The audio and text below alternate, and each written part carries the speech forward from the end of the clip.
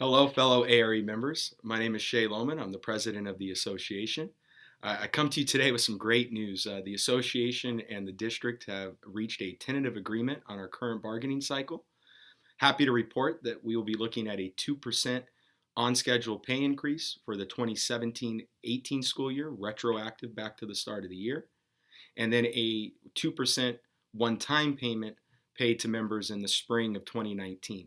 And then we will resume bargaining again in January of 2019 with the full contract open for the 2019-2020 school year. I just want to congratulate the bargaining team for the amazing work that they did at the table. Again, this is continued improvement for compensation for our members, coming on the heels of well over 20% of pay increases over the last few bargaining cycles. Those increases are some of the best in the state. I think it's actually the second best in the state and the best in the region. So just amazing work by the bargaining team to really improve the lives of our members over the last few bargaining cycles. Keep in mind that this was not even a full contract negotiation. The last time we bargained, we had the full contract open, and this time we are negotiating openers, but we were still able to accomplish a lot of needed things in this settlement.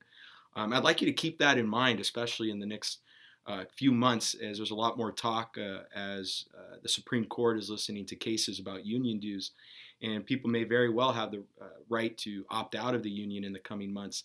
But I want you to just take a look at some paychecks that you had back 4 or 5 years ago and look at your current paychecks now, and I promise you that your union dues are I'm not going to say cheap. I know they're not cheap, but they are much lower than the amount of pay increase that you've seen over the course of that time. So union dues are really an investment, and you have really seen a return on that investment over the past few years. So I'd really like you to talk to each other about that. Keep that in mind as we make difficult decisions here in the coming weeks and months about union participation.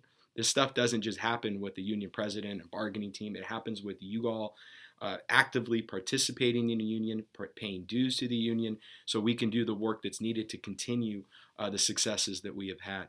So I do want to spend a little bit of time going over some of the other details of the contract settlement. First off, we are understand that health and welfare is a huge issue for people. And while we've had some great accomplishments with our dental and vision, we know that the healthcare cap is still something that needs to be addressed. But this compensation package, we feel, meets the interest that we had going into this bargaining cycle. We were really looking for a way to relieve many of our members that have seen huge increases in healthcare costs over the past few years. But we also have to understand that 59% of our members do not take any health care or are on an employee-only plan and not paying out of pocket. So we needed to balance those two things, and we believe that the on-schedule salary increase provides compensation for those that have seen the increases in health care, but also provides discretionary income for those that aren't paying anything in health care right now and won't be paying anything at least going forward through this year. We believe that this was the best way. It covers most of the increases for our 25% of the people that are on the family plan. It covers all of the increases for this year for our employee plus one. And then again, it provides additional discretionary income for our employee onlys and those that opt out.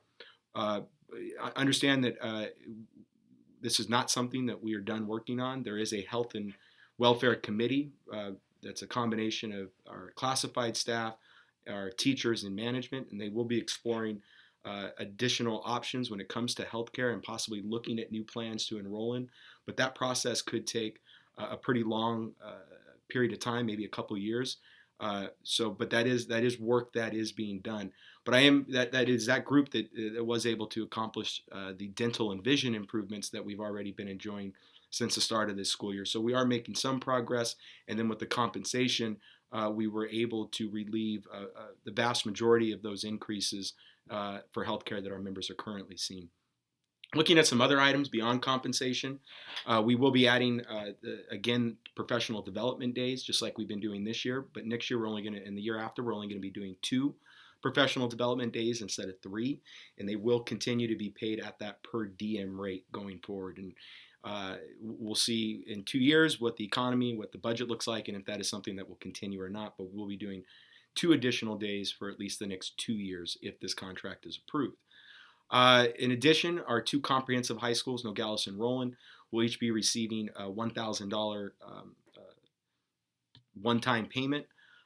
In addition to everything we've talked about, because of the increase in instructional minutes that they saw this year, this is similar to the bonus that's been paid to our elementary and middle schools that have seen increases in instructional minutes.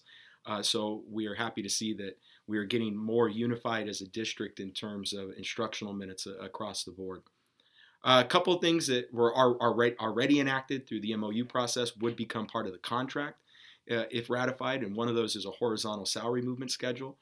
We used to have a cap of 12 units a year that we can turn in. We've now removed that cap, but in return there is a window from August 1st to October 15th each school year to turn in units, and you could turn in an unlimited number of units, but they must be turned in during that time period. Unless you're getting a degree like a master's degree, that can be turned in the next and be given credit for it the next month, and that can be turned in at any point during the year. Another MOU that's already in place, and many of you have enrolled in it, is our catastrophic leave program, so we've updated that language. We've also provided for additional aid support for our transitional kindergarten and classes. They're looking at 3 hours of aid support for TK classes in excess of 20 students. But there's also some detailed information in the full contract, which lays out some requirements for TK-K combos and does provide some aid support in some of those situations as well. Happy to report, too, that we've done some great work in improving the working conditions of our elementary music teachers. It was a pretty rough start getting that program going last year, but now we have some language in there in terms of travel time, in terms of restroom breaks, planning time, and etc. So we're happy that is beginning to be improved. One of the areas we did have to give at the bargaining table is an industrial accident leave. Industrial accident leave are days that you're entitled to if you are hurt or injured at work. Though we used to have 70 days a year that can be used, we've lowered that down to 60. That was an interest of the district in order to help with some of their insurance premiums that they pay. We hope this is not something that you ever have to use in your time here in the district, but we believe that was a reasonable give or request from the district to be able to take that from 70 days down to 60 industrial accident days. Another addition in the contract, we're going to add the elementary early release meeting schedule into the contract that has been utilized the last few years. So that will, instead of being on an MOU, that will now be part of the contract. However, we were not able to come to an agreement on late start at the high school level. The association has an interest in keeping late start under its current time frame. The district would like to see some additional time during late start meetings for some of the additional work that they believe needs to be done. That is still a work in progress, but I can tell you it's not part of this contract. It is still left to be said if it will be an MOU for next year or not. We're still working on that, but that will not be part of the contract. And again, we will be back then at the bargaining table in January of 2019, less than a year away, and we will be negotiating the entire contract at that point.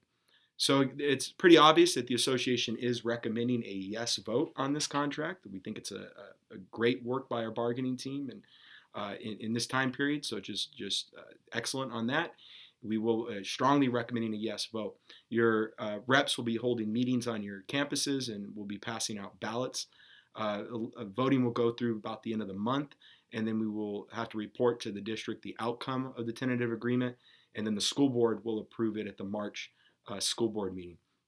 For those of you that would like more information, we are going to be holding an information session at the ARE office on February 22nd at 4 o'clock. It'll just be a forum to go over the details of the contract settlement and answer any questions that people may have at that point. So again, just to wrap things up, just fantastic work by the ARE bargaining team. Thank you to our district colleagues for a very productive bargaining cycle. It's making the working conditions for our members and the learning conditions for our students. It's drastically improved those two things. So again, thank you for the work that y'all have done, and looking for a yes vote. Have a great afternoon. Take care.